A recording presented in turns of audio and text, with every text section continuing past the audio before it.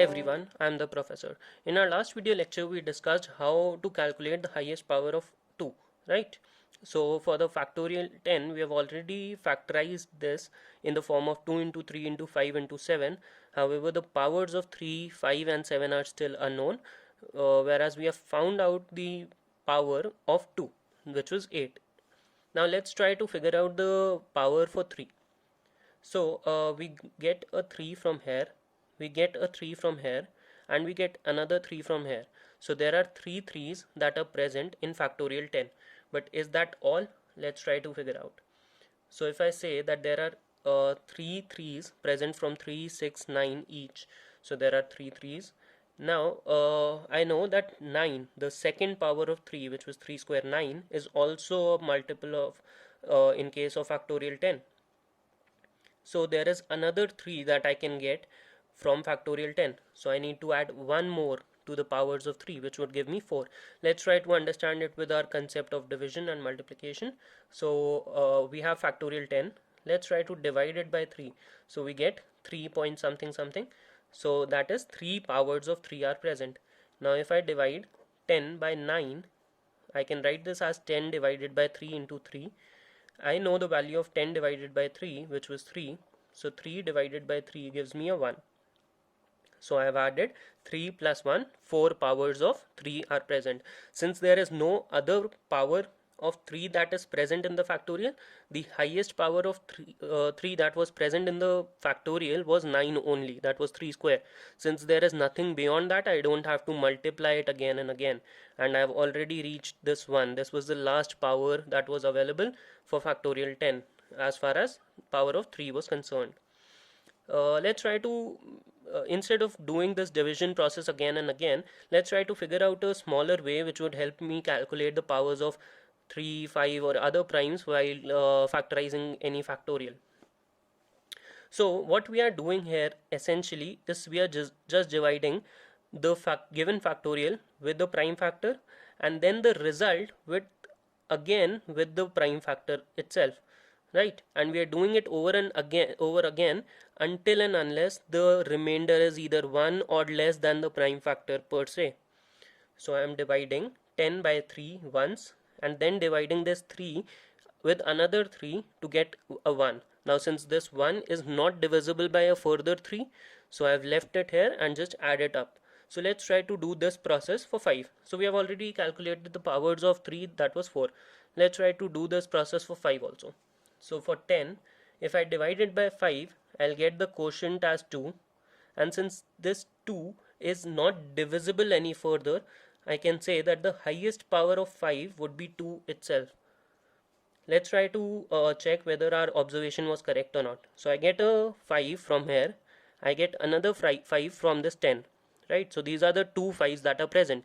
There is no third 5 per se, because that would come only when the power is raised to 2.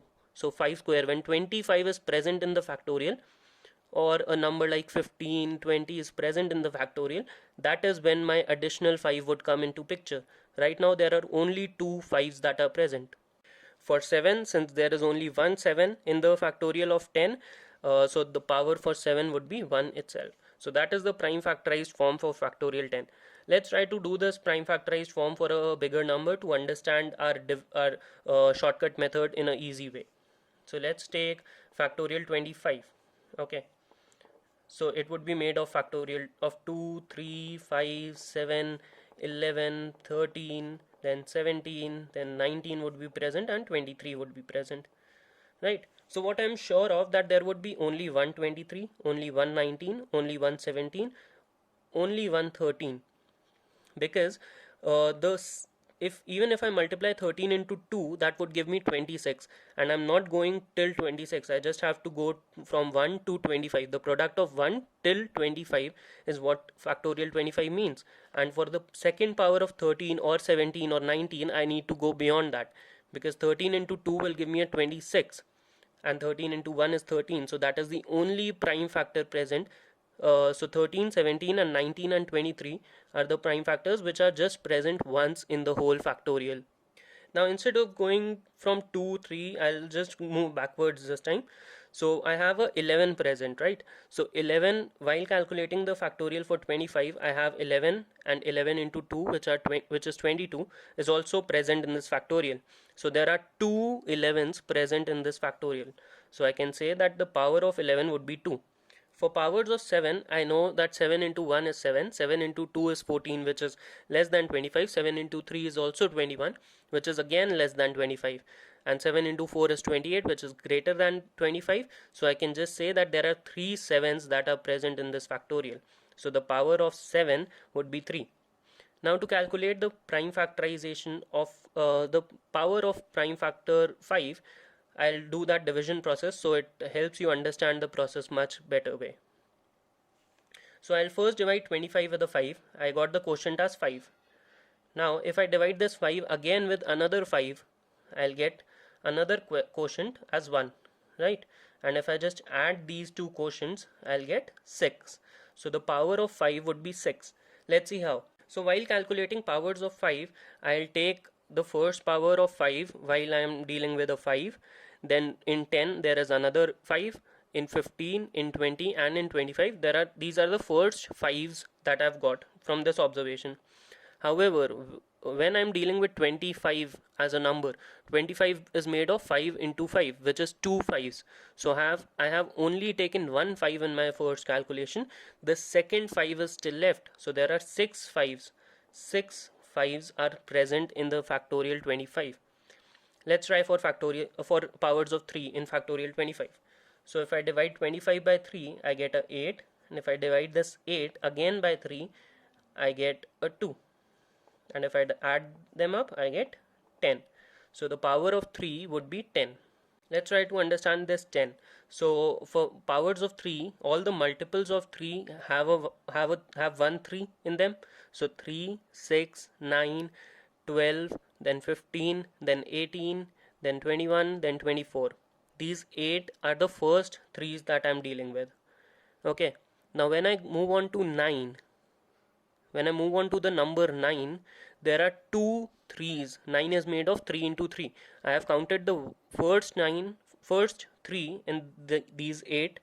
The second 3 is still left. So one 3 comes from there. For 18, 18 is made of 3 into 3 into 2. So there is one more 3 that is present in 18. So there are two more 3's apart from these 8. So there are total 10 3's present in factorial 25. So we are just doing the division. So we take the number itself and divide it by the prime factor.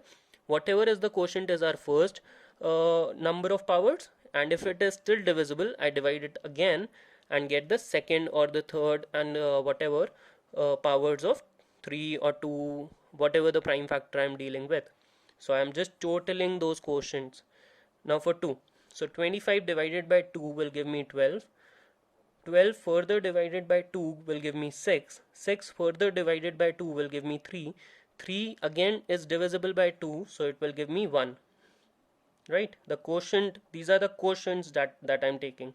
And if I just add them up, 12 plus 6, 18 plus 3, 21 and 1, 22. So there are 22 2's that are present in factorial 25. So this is the prime factorized form for factorial 25. Before we wind up this video lecture, let's try to factorize one more factorial. I take, let's say, 17 factorial. Okay. So 17 factorial is nothing but 1 into 2 into 3 till 17. All the natural numbers multiplied till the number itself is the definition of factorials. So the prime factorization form of factorial 17 would look something like 2 into 3 into 5 into 7 into 11 into 13 into 17. There would be no prime number beyond 17 because it is up till 17 only. So there can't be a 19 or a 23 present in the prime factorized form of factorial 17 itself. So we need to calculate the powers of these prime factors.